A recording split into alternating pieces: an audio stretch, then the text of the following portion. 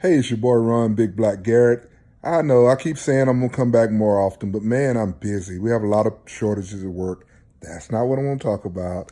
And actually, just a quick update. I'm going to get to something even more important in a minute. But a quick update, yes, I'm still keto. I am at the lowest weight I've been at since I got out of the Army. I'm 258 pounds.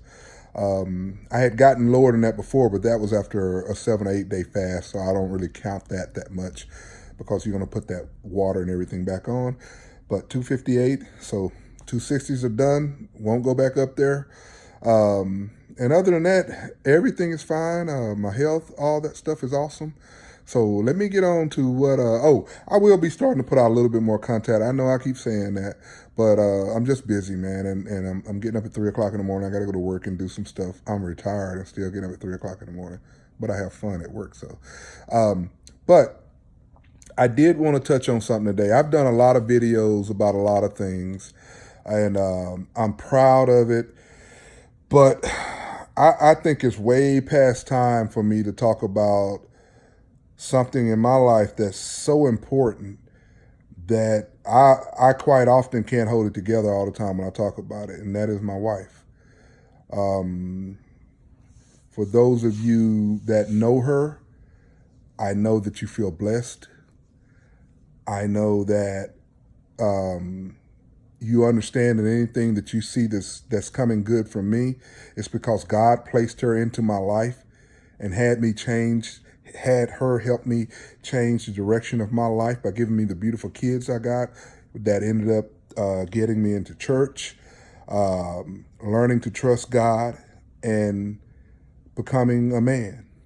We don't have the perfect marriage, but God knew we would be perfect for each other for His purposes. And that's what it's all about. That's why our marriage is successful. That's why we are able to seem like the perfect couple. But anyone that knows us, if we get into it, we get into it. But we always respect each other, and we always say, I love you, no matter how mad we are at each other. And that's very important. That's just a lesson for you guys, especially you newlyweds, or even you guys that are going through trouble. Go back and remember why you fell in love with that person.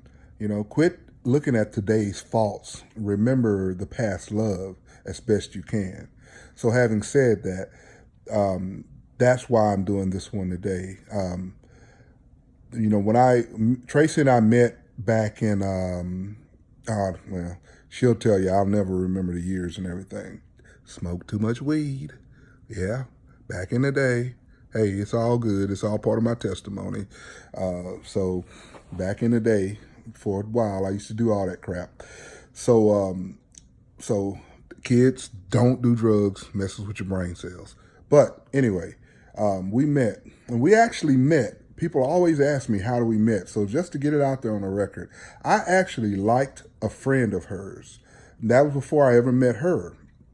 I was in the Army, and she used to come over on our barracks to our post on Redstone Arsenal all the time. And I just thought she was just the most prettiest thing. So I liked her, but she would never go out with me. She always told me, you're too nice of a guy, too nice of a guy. So she left. I didn't see her for like a year or two. And all of a sudden, she shows up at my barracks door. And now, mind you, let me pull the curtain back a little bit. I was just talking to my buddies in the room because I was actually going through a divorce at the time, and I was done.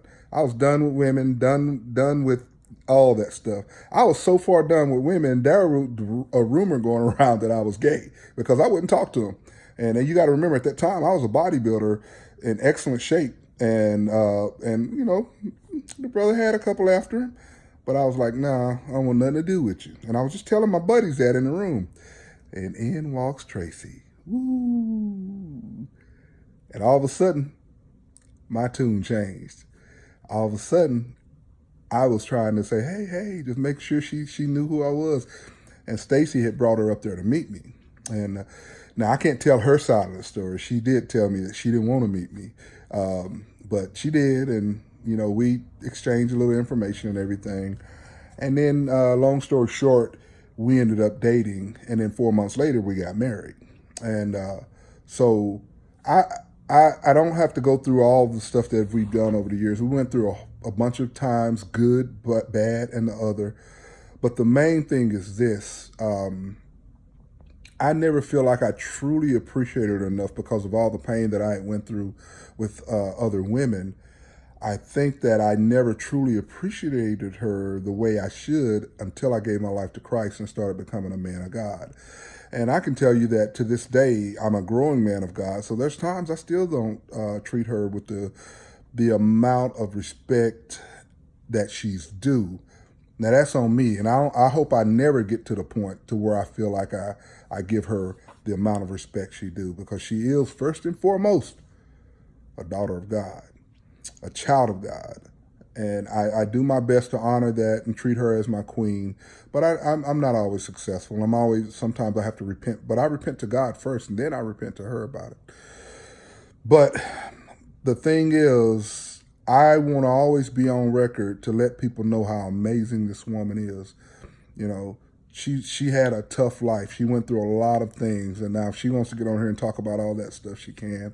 I'm not going to do all that, but I can tell you, it's been a journey for her, and you know, I feel great that God blessed her with me. Of course, that's what she has to live with every day, y'all.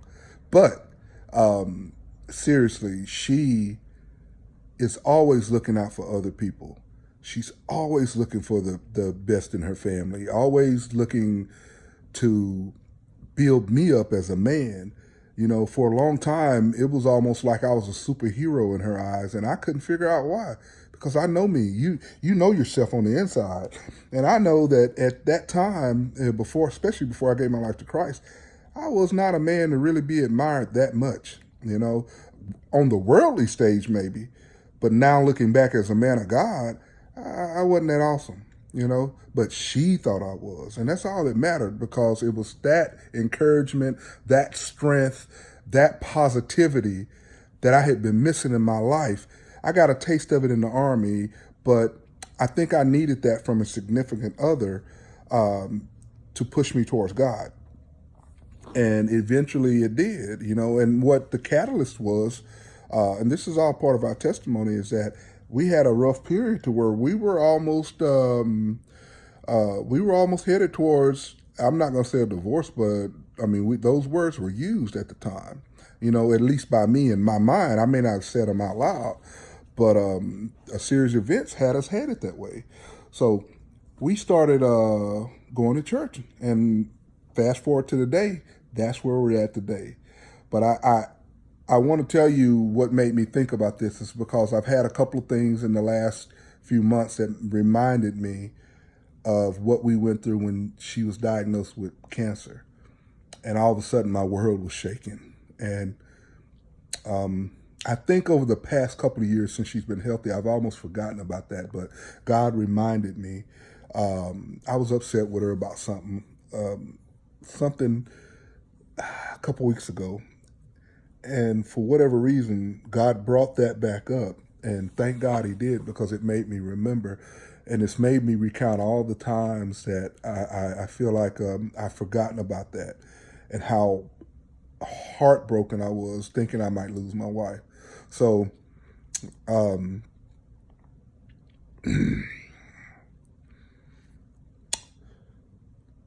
it's just one of those things that I felt like I needed to get on here and share. I need to let everyone in the world know how special this woman is. Everyone knows she will give you the shirt off her back and do anything and everything for anyone. So if you have the opportunity to leave a comment for my wife, I just want you to do that if you can. If you can't, it's okay too. I didn't want this to really be about keto or anything else. For once, I'm going to make sure that on this YouTube channel that my wife is first, foremost, and center only behind God. Everything else doesn't come in front of her. I don't even put my children in front of her, because without her, I wouldn't have my children. She is my first ministry. She is the one that God used to bring me to Christ. So, Tracy, I love you. I honor you today, my queen. And thank you all for listening to the brother. Peace.